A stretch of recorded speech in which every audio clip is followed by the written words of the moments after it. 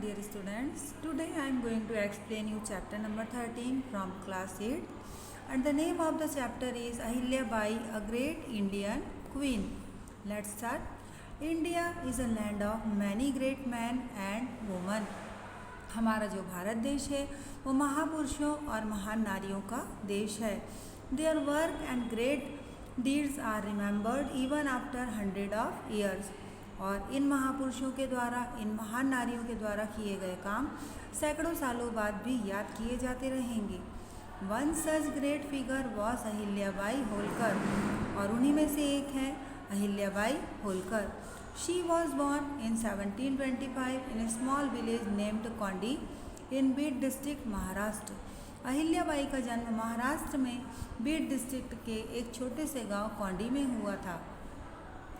Her father Mankaji Shinde was the Patel of the village and her mother Shushila was a religious woman.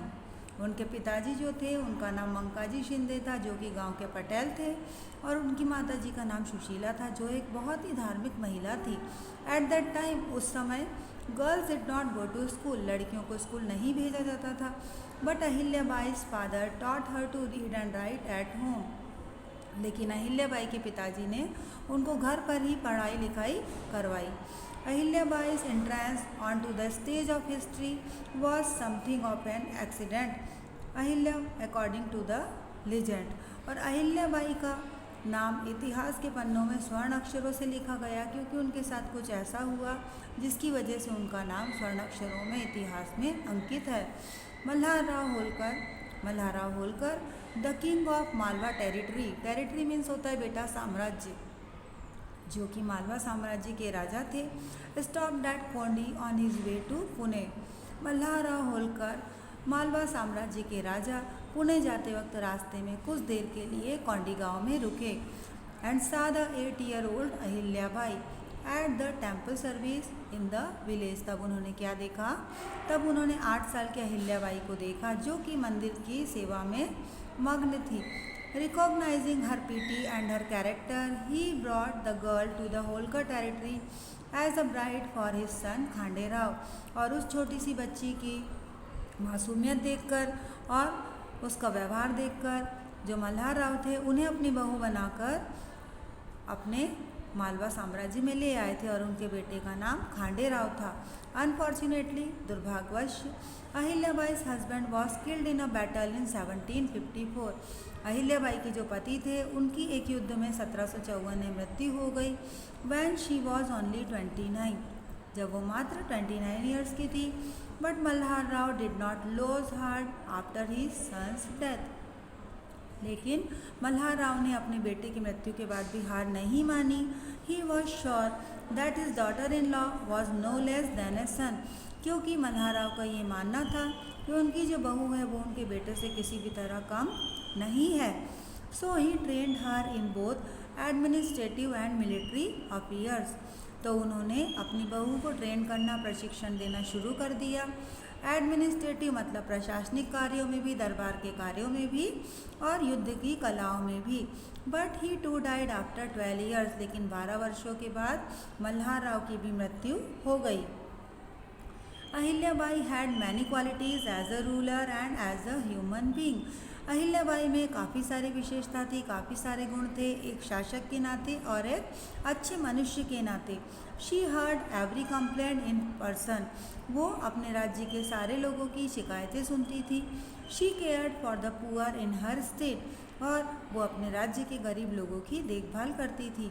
At the same time, उसी समय, Ahilyabai was very strict. Ahilyabai जो थी बहुत strict थी, बहुत कठोर स्वभाव की थी.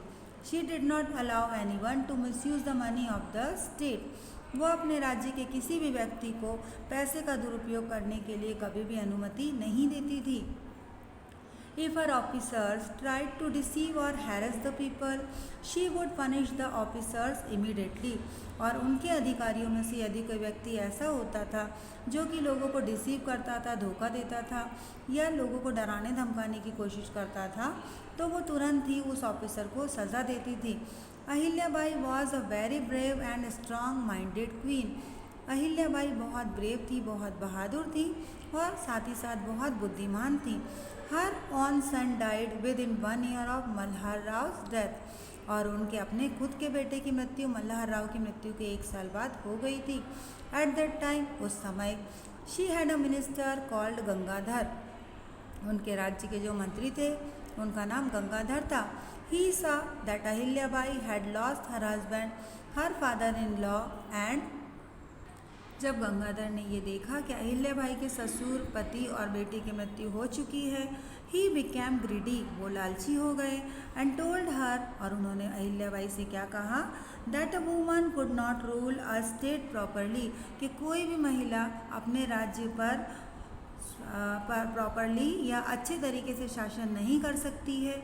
Therefore she should adopt a son who would be the ruler of Malwa, तो उन्हें एक पुत्र को गोद ले लेना चाहिए जो कि इस राज्य पर शासन करेगा। His real plan was to set Ahilyabai aside and enjoy all the money and power himself, क्योंकि गंगाधर का ये इरादा था कि वह अहिल्याबाई को राजगद्दी से हटा दे और उस राज्य के सारे पैसे हड़प कर सारी सत्ता अपने हाथ में ले ले। But Ahilyabai was more than a match for him, लेकिन अहिल्याबाई जो थी वो गंगाधर से काफ़ी ज़्यादा बुद्धिमान थी। शी टोल्ड हिम क्लियरली, तो उन्होंने गंगाधर को साफ जवाब दे दिया, I don't require your advice, मुझे आपकी सलाह की ज़रूरत नहीं है। I can look after the state very well, मैं अपनी राज्य की देखभाल बहुत अच्छे से कर सकती हूँ। गंगाधर वॉज डिसअपॉइंटेड, गंगाधर जो थे वो निराश हो गए। He then went to Raghoba Dada and advise him to go to war against Ahilyabai, तब गंगाधर राघोबा दादा के पास गए और उन्हें यह सलाह दी कि वो अहिल्याबाई से युद्ध लड़े। Raghoba Dada had won many battles and hence needed money, Raghoba Dada ने बहुत सारे युद्ध लड़े थे और जीते भी थे और अब उन्हें पैसे की ज़रूरत थी। He march upon Indore against Ahilyabai, तो उन्होंने इंदौर पर अहिल्याबाई के विरुद्ध चढ़ाई कर दी। When Ahilyabai heard the news, जब अहिल्याबाई ने ये समाचार सुना, she determined to fight against him, और उन्होंने ये निश्चय किया कि वो राघोबा दादा के साथ युद्ध करेंगी।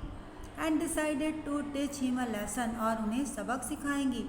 She sent a message to Raghoba Dada that as soon as he dared to cross the river Shipra he would have to fight her army, जितनी जल्दी हो सकता है आप शिप्रा नदी को क्रॉस करिए और अपनी आर्मी को उनसे लड़ने के लिए निर्देश दिए। नाउ राघोबा दादा वॉज इन अ फिक्स, अब राघोबा दादा जो थे वो स्तब्ध हो गए क्योंकि उन्हें उम्मीद नहीं थी कि अहिल्याबाई ऐसा जवाब देंगी। He had not imagined that Ahilya would be ready to fight him, क्योंकि उन्होंने कभी सोचा नहीं था कि अहिल्याबाई उनसे लड़ने के लिए हमेशा तैयार होंगी। He was afraid that if he lost the battle against a woman, he would lose his name and fame as a warrior. On the other hand, nobody would praise him. Even if he won the battle, in the end, he gave up the thought of fighting and went back. क्योंकि राघोबा दादा को ये लग रहा था कि यदि वो जीत जाते हैं तो बहुत अच्छी बात है, लेकिन अगर वो हार जाते हैं तो सभी लोग उनका मजाक उड़ाएंगे कि वो एक महिला से युद्ध हार गए, साथ ही साथ उनका नाम और उनकी जो प्रसिद्धि है वो भी ख़त्म हो जाएगा और कोई भी उनकी प्रशंसा नहीं करेगा। तो अंत में उन्होंने क्या किया कि अहिल्याबाई से युद्ध लड़ने का विचार छोड़ दिया और वो वापस लौट गए। Ahilyabai Holkar was the ruler of Indore and adjoining regions from 1767 to 1795। Ahilyabai जो थी वो इंदौर की शासिका थी और उन्होंने 1767 से लेकर 1795 तक इंदौर में शासन किया। She ruled from her palace located in a fort called Ahilyabai fort eight Maheshwar, और वो अपने पैलेस में बैठती थी जो कि एक किले के रूप में है जिसे अहिल्याबाई किला कहा जाता है और वो महेश्वर में स्थित है जो कि नर्मदा नदी के किनारे बसा हुआ है।